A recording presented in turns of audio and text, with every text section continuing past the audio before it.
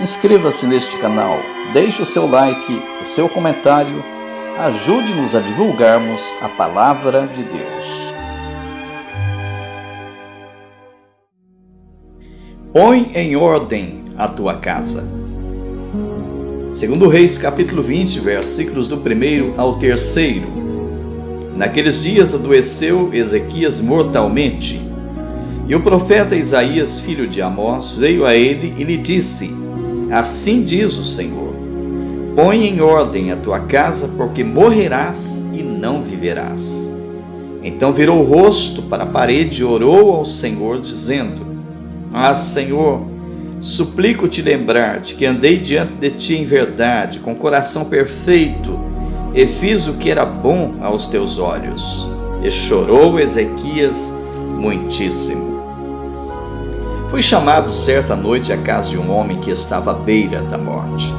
Viveu toda a sua vida longe de Deus, praticou coisas terríveis contra o próximo e agora estava adoentado, desenganado pelos médicos, sem esperança alguma de continuar vivendo. Quando entrei naquele quarto, pude observar a angústia que dominava aquele homem.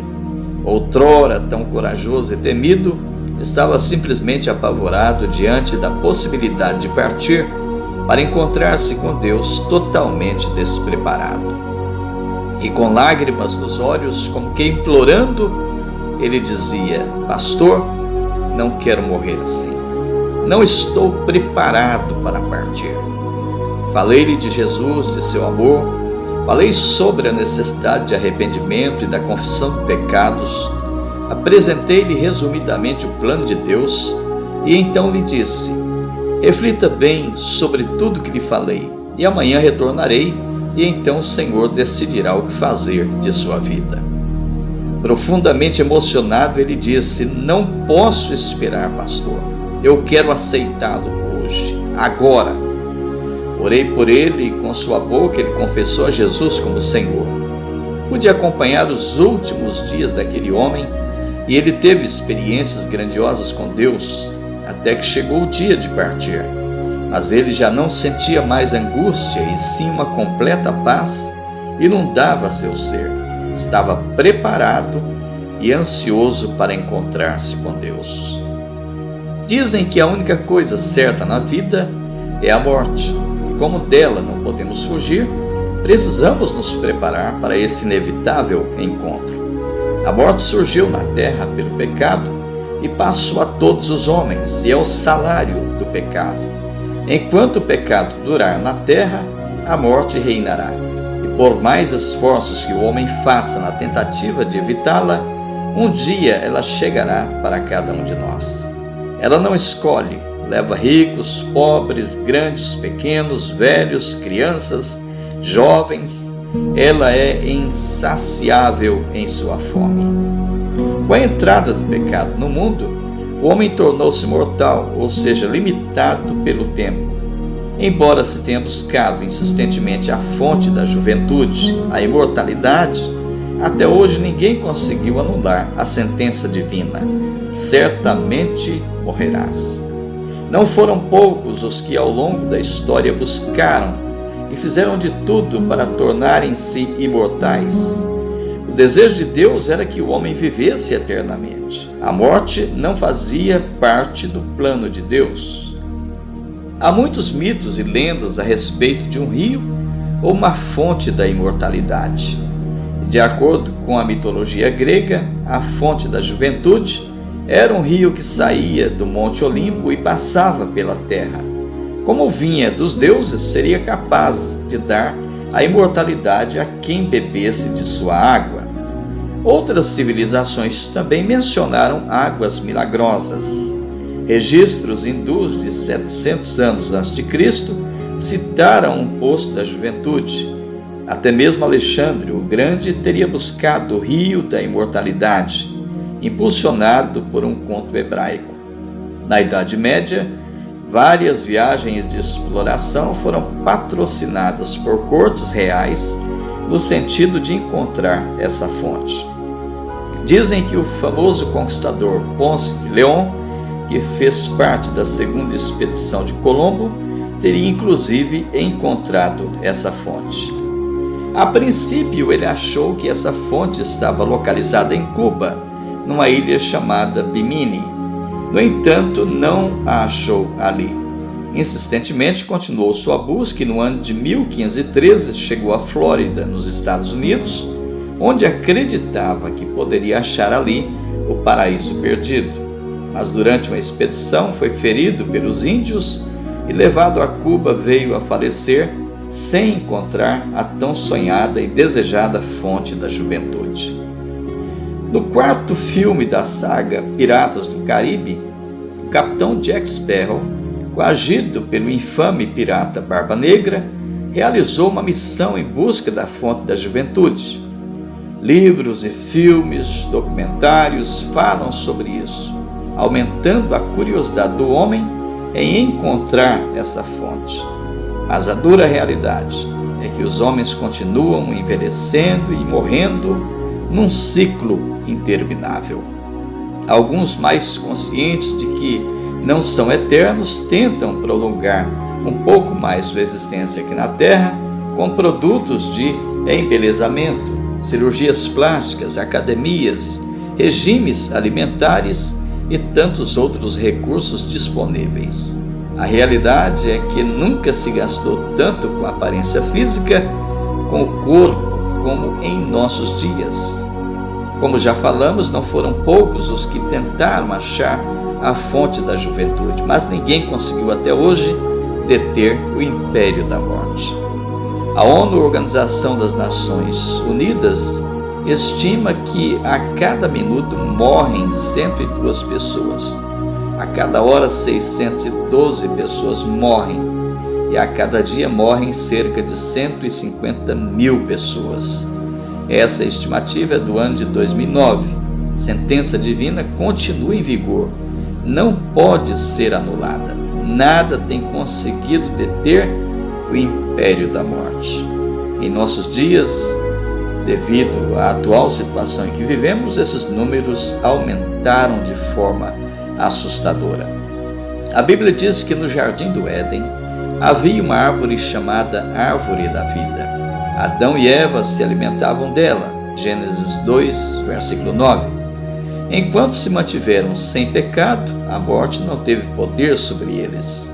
Mas ao pecarem foram expulsos do paraíso e não tiveram mais acesso à árvore da vida. Gênesis 3, versículo 24. E assim começaram a envelhecer até que vieram a morrer. Na carta do Senhor Jesus à igreja que estava em Éfeso, ele fez uma promessa aos vencedores. Disse ele: ao vencedor dar-lhe-ei que se alimente da árvore da vida que se encontra no paraíso de Deus.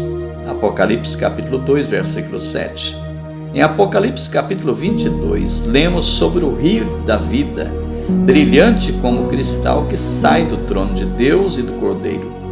O salmista fala poeticamente sobre esse rio no Salmo de número 46, versículos 4 e 5. Há um rio cujas correntes alegram a cidade de Deus, o santuário das moradas do Altíssimo. Deus está no meio dela, jamais será abalada. Deus a ajudará desde antemanhã. Portanto, a Bíblia afirma que existe uma árvore da vida, como também um rio da vida, mas não está ao alcance do homem até que tudo seja restaurado. Muitos arrogantemente dizem: eu faço tudo o que tenho vontade, porque quando morrer, acaba tudo.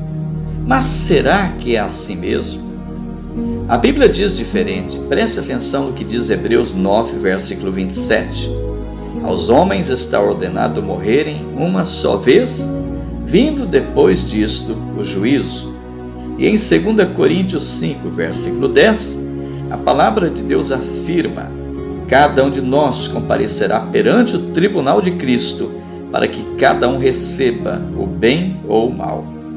Isto significa que após a morte é realizado o julgamento. Nossas obras são colocadas em balança e nossa sentença será lavrada. Depois da morte não adianta mais missa de sétimo dia ou qualquer outra missa. Nada mais poderá alterar o destino de quem morreu. qualquer oferenda ou sacrifício de nada adiantará. Observe o que Deus afirma no livro do profeta Ezequiel, capítulo 18, versículo 20. A alma que pecar, essa morrerá. O filho não levará a iniquidade do pai, nem o pai a iniquidade do filho. Todas as nossas decisões, todos os nossos projetos, tudo que temos a fazer, façamos agora, porque após a morte, ninguém poderá nos ajudar. E como não sabemos quando ela chegará, temos que nos preparar, colocar nossa vida em ordem. O sábio Salomão, em Eclesiastes 9, versículos 5 e 6, diz: porque os vivos sabem que hão de morrer, mas os mortos não sabem coisa alguma. Sua memória jaz no esquecimento. O amor, o ódio, a inveja, para eles já pereceram. Não tem eles parte em coisa alguma que se faça debaixo do sol. No texto que lemos a princípio, encontramos o profeta Isaías encarregado da difícil missão de notificar ao rei Ezequias que ele deveria colocar sua casa em ordem, porque iria morrer. Ezequias era um bom rei, restabeleceu o culto ao Senhor, tirou os altos, quebrou as estátuas, deitou abaixo os bosques, fez em pedaços a serpente que Moisés levantara no deserto e que até aqueles dias o povo adorava e lhe queimava incenso. Ele tinha sido um dos melhores reis. O profeta Isaías entrou em seu palácio, passou pelo pátio, adentrou a sala do trono e com poucas palavras lhe disse: Rei Ezequias, coloca a tua casa em ordem, porque o Senhor disse: você morrerá e não viverá. Diante daquela sentença dura, Ezequias entrou em pânico. Havia se preparado para tudo e nem sequer pensava em morte. Tinha filhos, esposa, muitos planos para o futuro e, acima de tudo, era ainda muito jovem. Ele havia sido acometido de uma doença. Talvez esperasse que a presença do profeta em seu aposento real fosse para curá-lo, mas não. A notícia não poderia ser mais triste: você vai morrer. O desespero de Ezequias poderia ser o de muitos que me ouvem se recebessem a mesma sentença. A maioria das pessoas acham que só vão morrer de velhice e não se preparam para uma interrupção brusca da vida. Por outro lado, todos nós somos muito apegados a este mundo e a simples ideia de deixá-lo nos assusta. Esta é uma viagem que poucos se preparam ou desejam fazer. Ezequias não queria morrer e abriu a boca a chorar, pedindo a Deus que mudasse aquela sentença. Tinha filhos, esposa, muitos planos. Aquilo não poderia ser interrompido tão bruscamente. Creio que muitos que estão a me ouvir, se recebessem esta notícia, diriam a Deus: tenho filhos, tenho esposo, tenho esposa, quero ver meus netinhos, quero me casar, tenho muitos projetos. Cada um arranjaria uma desculpa para adiar essa triste realidade e esse triste encontro. Mas Deus não perguntou a Ezequias se ele queria morrer, apenas avisou de que morreria. E a exortação era: coloca em ordem a tua casa. A sentença era: morrerás. Deus daria a ele um tempo para se preparar, para organizar tudo, e depois o levaria. Como ele, em sua misericórdia, não desejando que façamos essa viagem despreparados, nos dá um tempo para colocarmos em ordem a nossa casa. Ezequias, no entanto, reagiu, virou o rosto para a parede em sinal de humilhação e orou ao Senhor, dizendo: Senhor, lembra-te que andei diante de ti em verdade, com o coração perfeito, e fiz o que era reto aos teus olhos. E chorou muito, segundo Reis, capítulo 20, versículos 2 e 3. O grande Deus, em sua soberania, se sensibilizou com aquela oração. E quando Isaías ia ainda pelo pátio do palácio, o Senhor falou a ele e disse: volta e dize a Ezequias: ouvi a tua oração, e vi as tuas lágrimas, te sararei e acrescentarei aos teus dias 15 anos. Prezado ouvinte, você já parou para pensar que um dia partirás deste mundo, como ocorre com todos os mortais? E como isso não pode ser mudado, independente de você crer ou não? eu pergunto: tua vida está em ordem? Se tiveres de partir hoje, qual a tua situação para compareceres perante o tribunal de Cristo? Isso não é uma opção, ouvinte. Você, querendo ou não, acreditando ou não, terá que se encontrar com Jesus para receber a sua recompensa, para o bem ou para o mal. O homem mais tolo do mundo é aquele que, sabendo que um dia terá de fazer esta viagem, não se prepara para ela. A Bíblia afirma que Deus não tem prazer na morte do ímpio. A morte não estava incluída em seu plano para a humanidade. Ela surgiu em consequência da desobediência, do pecado. Se a morte então não é o fim, e se não podemos fugir dela, o que devemos fazer? Nos preparar para este encontro inevitável, aceitando a Jesus como Senhor e Salvador e vivendo conforme sua vontade.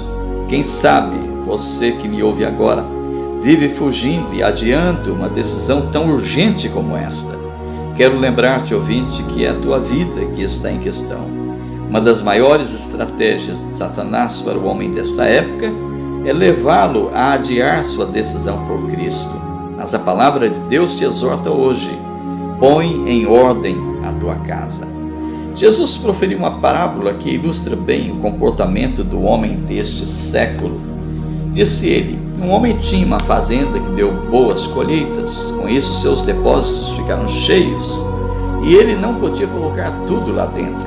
O homem pensou no seu problema e questionou a si mesmo: o que devo fazer?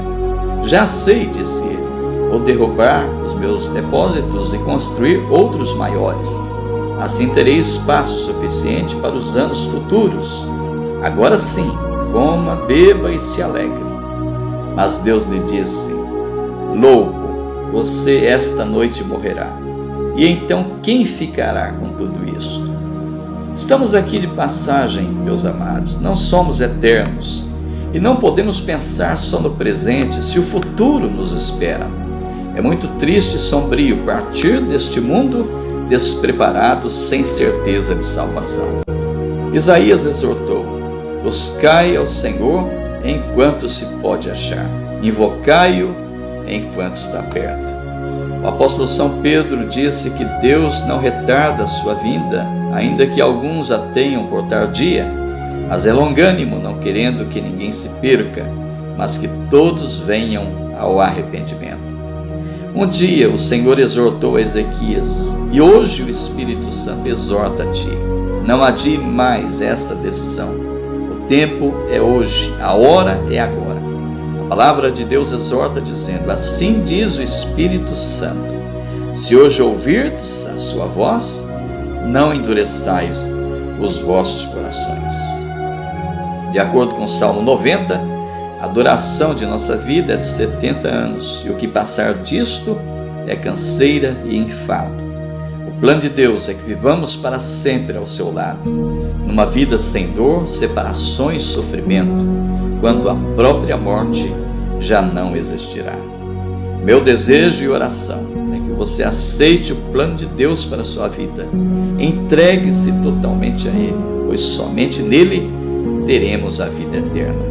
Porque Deus amou o mundo de tal maneira que deu seu Filho unigênito, para que todo aquele que nele crê não pereça, mas tenha a vida eterna. São João 3,16. O Espírito e a noiva dizem: vem. Aquele que ouve, diga: vem. Aquele que tem sede, venha. E quem quiser, receba de graça da água da vida. Apocalipse capítulo 22, versículo 17. Diante de tudo o que dissemos, nosso conselho é: coloque a tua vida em ordem, porque tão certo como você está me ouvindo, você morrerá. E a questão é esta: você está preparado para partir? Terás condições de contemplar o rosto glorioso de Cristo? A pior coisa que pode ocorrer ao ser humano, como já falamos muitas vezes nesta palavra, é partir para a eternidade sem a certeza de salvação. Quem tem ouvidos para ouvir, ouça o que diz o Espírito. Um forte abraço, que Deus te abençoe.